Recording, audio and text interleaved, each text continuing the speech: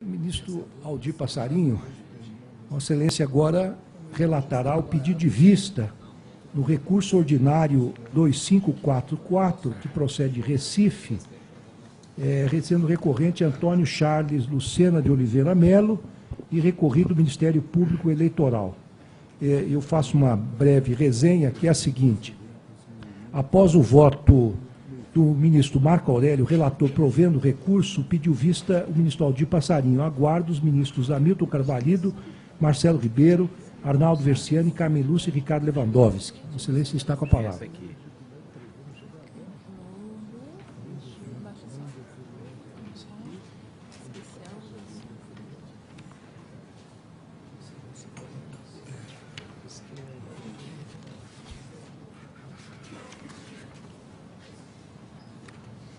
Que pena, a cara está aparecendo no vídeo do G1 direto, entrevistando. Vossa Excelência está com a palavra, ministro. Senhor presidente, é um pedido de vista, o relator, o eminente ministro Marco Aurélio, e trata da Lei Complementar 135.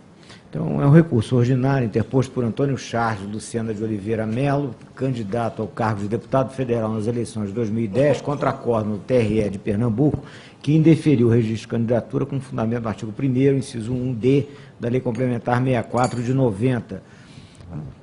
Na espécie, em 5 de junho de 2007, o TRE de Pernambuco julgou procedente a ação de investigação judicial eleitoral proposta contra Antônio Charles, sob o fundamento de abuso de poder político e econômico. Naquela oportunidade foi reconhecida a inelegibilidade do investigado pelo prazo de 3 anos, a contar das eleições em que se verificou o abuso, qual seja 2006, nos termos do artigo 22, inciso 14 da Lei Complementar 64 de 90 e da súmula 19 do TSE.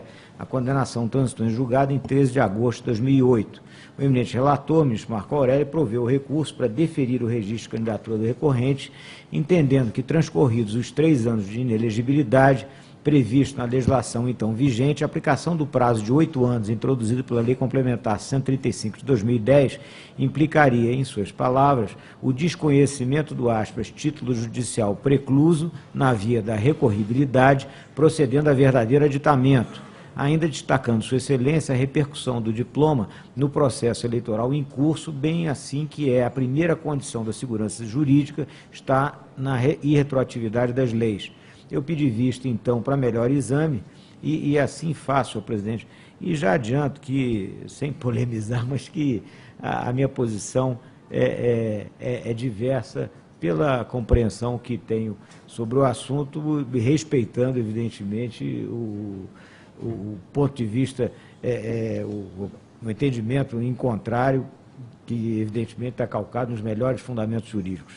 A questão aqui debatida refere-se, portanto, à aplicação do artigo 1º, 1D, da Lei Complementar 64, na redação dada pela Lei Complementar 135 de 2010. O Tribunal Superior Eleitoral, em relação ao primeiro tema, senhor presidente, envolve o artigo 16. E eu me estendo sobre isso e me parece que essa temática está superada, porque em reiterados julgamentos nós, pelo menos a posição do TSE, tem sido no sentido de que é aplicável a lei complementar para as eleições desse ano. De modo que, em relação ao artigo 16, eu estou saltando e afastando essa fundamentação. O que interessa, na verdade, é o segundo ponto. O Antônio Charles, ele era candidato ao cargo de deputado federal e teve sua inelegibilidade declarada nos 3 anos subsequentes às eleições de 2008, por acordo do TRE de Pernambuco, em razão de abuso de poder político e econômico naquele pleito. A questão que se põe é se a orientação já sufragada pelo TSE, como visto antes, no sentido de que a inelegibilidade não é uma pena, porém uma situação aferível no momento do registro das candidaturas, que para a presente eleição ocorreu a partir de 5 de julho de 2010, merece ou não ressalva em se tratando da hipótese do artigo 1º, 1D, da LC 64 de 90, na redação dada pela Lei Complementar 135, que diz o seguinte: são inelegíveis para qualquer cargo os que tenham contra sua pessoa representação julgada procedente pela Justiça Eleitoral em decisão transitada em julgado ou proferida por órgão colegiado em processo de apuração de abuso do poder econômico ou político para a eleição na qual concorrem ou tenham sido diplomados, bem como para as que se realizarem nos 8 anos seguintes. A discussão, parece-me, a respeito do prazo de vigência da declaração de inelegibilidade por 3 anos, feita no acórdão que julgou a AIGE, não interfere na restrição trazida no bojo da lei da ficha limpa. Não se está alterando a coisa julgada do artigo 22, inciso 14. É uma nova eleição regida por outras condições, em época diferente, em que diferentes são os requisitos à admissão da candidatura. Para o presente pleito de 2010, ante a Lei Complementar 135 de 2010, exige-se a ausência de condenação em representação julgada pela Justiça Eleitoral decorrente de abuso de poder político e econômico nos últimos 8 anos. Entendo, como já assinalei em voto vogal anterior, que o fato é objetivo.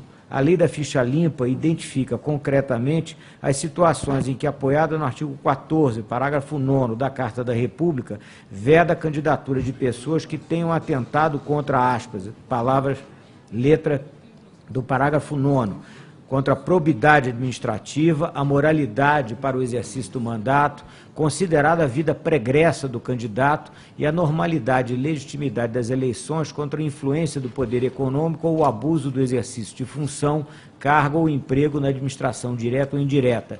E eu friso a expressão vida pregressa do candidato. Importa para o aludido preceito constitucional exatamente o passado. E a Lei Complementar 135 de 2010 deve ser interpretada e aplicada, em minha compreensão, em estrita harmonia com os princípios acima elencados que emprestam relevância aos atos pregressos daqueles que querem conquistar cargos eletivos. Interessa a moralidade anterior, a história de vida escorreita dos candidatos. Eles não são nossos meros procuradores, mas nossos representantes, nossa voz e até nosso pensamento, que nós só vamos resgatar a cada 4 anos, por ocasião de um novo pleito democrático, 8 anos no caso dos senadores.